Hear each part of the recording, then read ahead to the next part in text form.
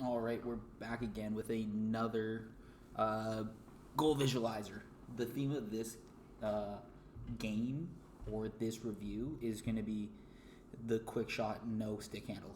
I actually got to go through all the goals really quickly. I didn't really take notes on the first two because I was watching them like, oh yeah, these are pretty simple. You can see a tip in and then a backhand, nothing crazy there. But then I started taking notes 3 through 7, and I saw a lot of quick releases, no stick handles. It was the third goal that I'm like, okay, this I have to mention. Okay, so we'll go through this first one, goal visualizer. Make sure everything's queued up and you can see.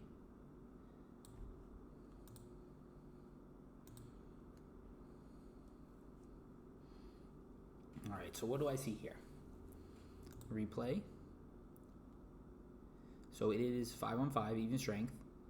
I don't know what happened. Did Hughes rim it around? That's why he's over here. Because usually you'd want to see the guy, the D-man, supporting in the middle. But we'll click play. See he's coming back through. 17's not holding the board. He is off just a little bit.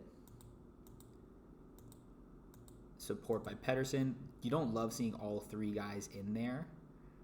Because if this bumps out to 8, 20 would peel off and get over here to create space, which would lead to Quinn Hughes having to drop down. And if one of their guys beats him, it's a good transition the other way. But doesn't matter because they get the puck. Nice to the D to D. And Quinn Hughes doesn't just walk in and take a slap shot, as we see. He gets it to his forehand, does a little stick handle here, pulls it to his backhand. The old how you doing? Look at where the goalie is right now, and look at where the puck is. Of course, he's on his backhand, so he can't just like quick shot it. And I don't think Sorokin. No, that's not Sorokin. It's Shesterkin. Shesterkin would be on this side if he was a righty. But pulls it to his backhand, gets into the most open spot I have ever seen. I don't know how he's alone.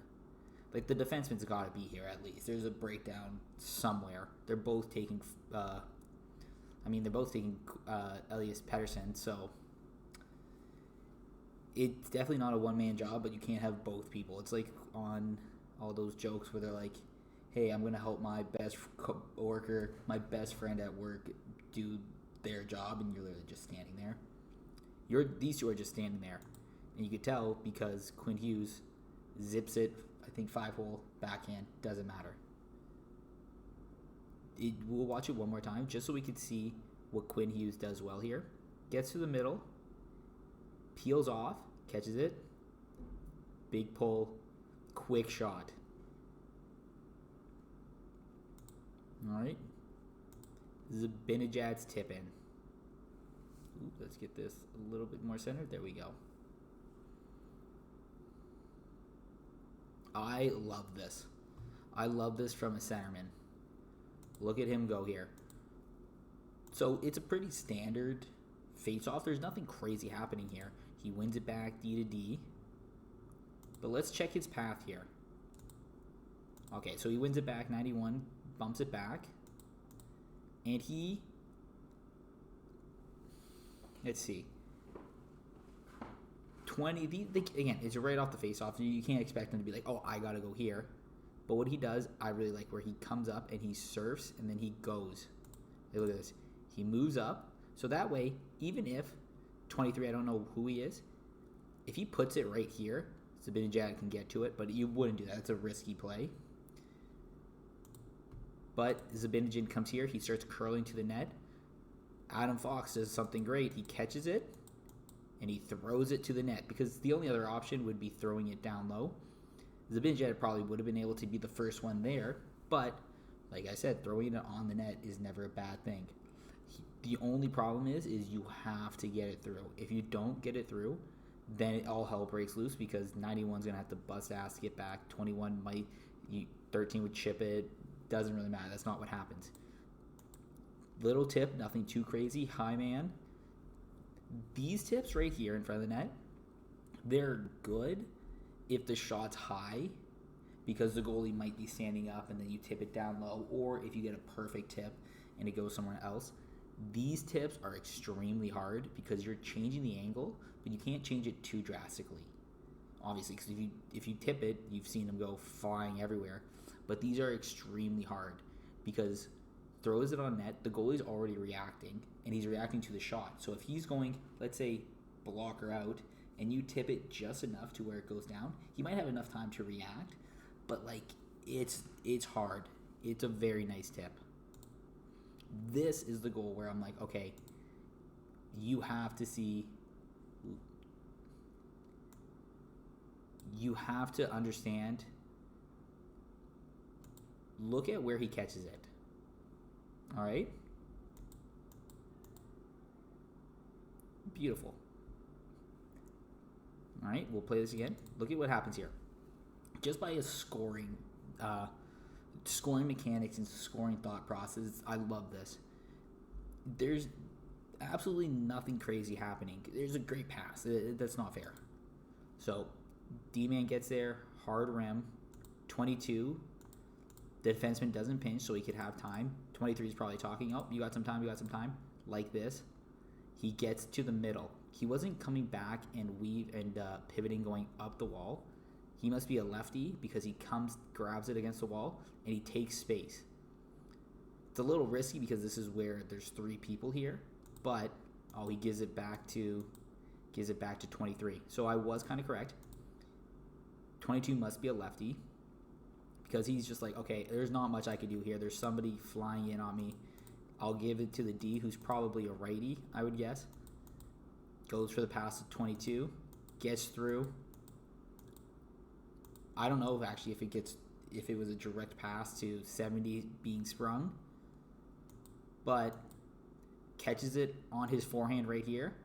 No stick handle, just a rip. And he does something that I loved doing. If you're a lefty, Sidney Crosby is so good at this. He'll get it on his forehand, and he'll kind of like, you ever seen the joke where they're like, oh, when the controller disconnects, he'll hold for a second, and he'll just, like, literally he'll be standing like this. I gotta stand up for this one.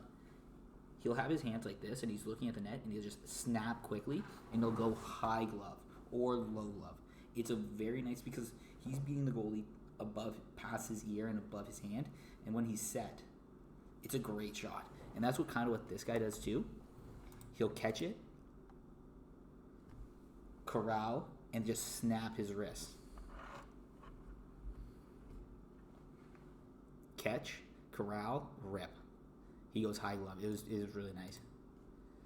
And now let's see this one. Yep. And again, theme of the day, quick release.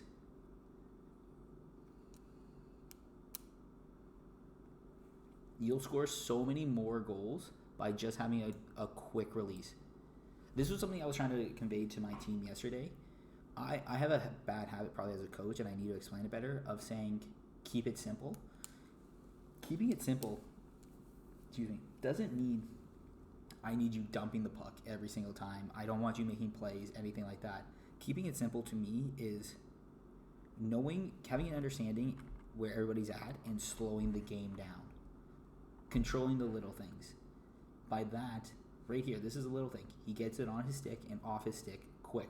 Simple. He doesn't try and dipsy doodle, or he doesn't try and coaching a young hockey team is awesome because the guys are great, but it is so annoying when in the preseason I'd play with them and I'll be on the ice and they'll get a breakaway and they'll do the Kucherov where he fake shot, like he'll fake deke and slide it through, and they won't actually work on scoring. And that's what frustrates me, because in situations like this, they don't understand that, as dumb as it sounds, those plays make a difference. That's why you want to practice at full speed. That's why you want to be scoring when you get the chance and not just dipsy doodling. When I drop a drill, I want it to be, you might be on a breakaway. It's not a penalty shot. It's a breakaway. There's somebody on your ass trying to catch you. But that's enough of this rant. That's my TED Talk for you. We'll talk about 44 right here. Rim, catches it. 91 tries to get there first. Doesn't get there. Elias Pettersson, I love this. First of all, gets back. He's nice and low. He's below the wingers, and he gets nice and low. He's supporting 7 if anything happens. rims the puck. He comes around. 44 gets to it, has a second, dumps it off to the guy with speed. Pettersson is coming up full head of steam. I didn't even notice. Are they missing a player?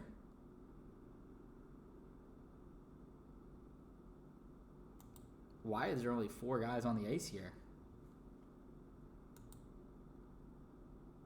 It doesn't even say power play. Because usually it'll say like power play or something. I don't know what that was. But, this goal, I've talked about this goal for too long. Gets the puck. Pettersson comes up full head of steam. Gets to his forehand. He makes a great pass. Like, if you've seen, it's a nice saucer pass. Not a lot of players can make this play. Saucer pass right on this guy's stick, and look what he does. Catches it and shoots it. That's what I mean by keeping it simple. This goalie is sliding over, and he rips it 5-hole. That's the nice thing. But simple. You catch it on your stick. You're in a good position for a shot. Shoot the puck. Don't overcomplicate it. That's the message I try and get through to my kids. I was going to say students. To my players is simplicity doesn't mean I want to take away your skill. It means I want your skill to shine when the moment is right. Not every moment is the perfect moment to toe drag somebody. Sometimes I just need you to chip it out of our zone or chip it into their zone.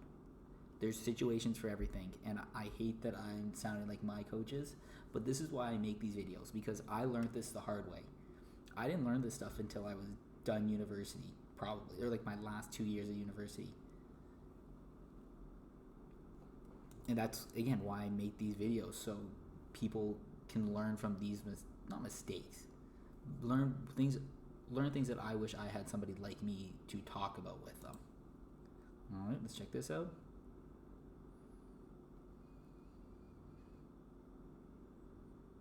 Oh, I remember this one, yep. So what happens here is this D-man right here, we'll replay. That's probably why. Okay. So this D-man, which I think is Tyler Myers, he's tied up with 22. And then he has to back off because there's people coming with speed back. You can't just be aggressive. Because if both of these guys lose it, 24 seems like he's coming with a full head of steam and be able to pick it up. So he backs off. And what this does is it allows 22 to get the blue line with time and space. And then he gets onto his forehand and starts waving in. So this is what I love this. When they get to the forehand and start moving towards the middle. Because that opens up a lane for a pass. Again, it was a risky pass. As you can probably see, I'm going to pause it, try to at least, before the pass. There's not really a seam here. Like, even if he's, like, let's get the mouse on the puck, and then if you draw a line, 81, even if he's a lefty or a righty, he should at least have an attempt to intercept this. Like, I can see what he's thinking of. If 50 was more over here, it'd be an easier pass across, but it gets there. Catches it, one stick handle, shot, and then just a bang-in crash, because guess what? He went to the net. You want to score goals, you got to go to the net. Rebound, tap in. Okay, now let's go to this one. Make sure everything's lined up.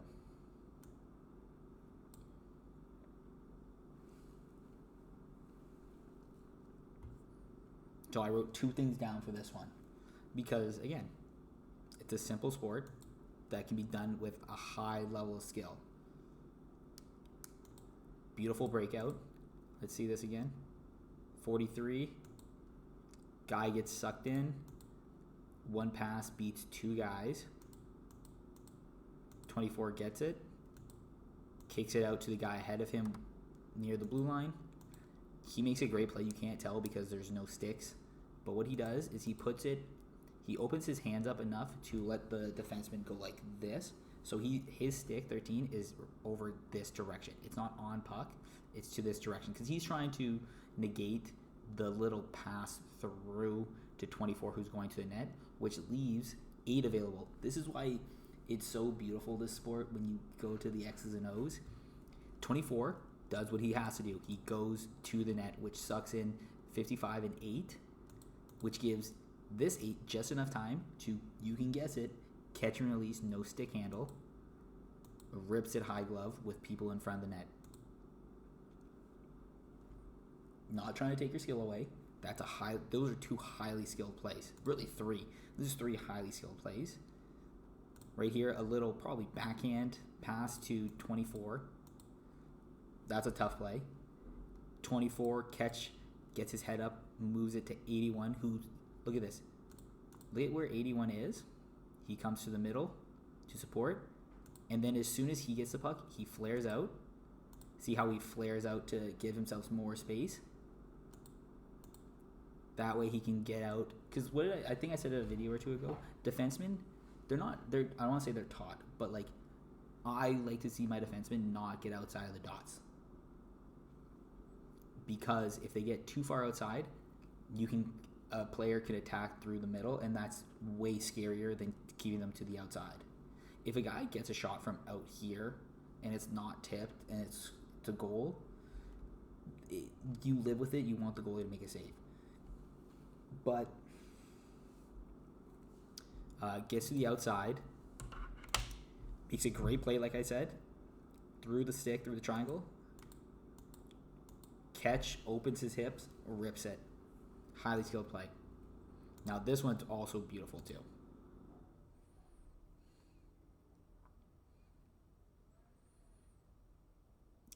A lot of nothing happening there.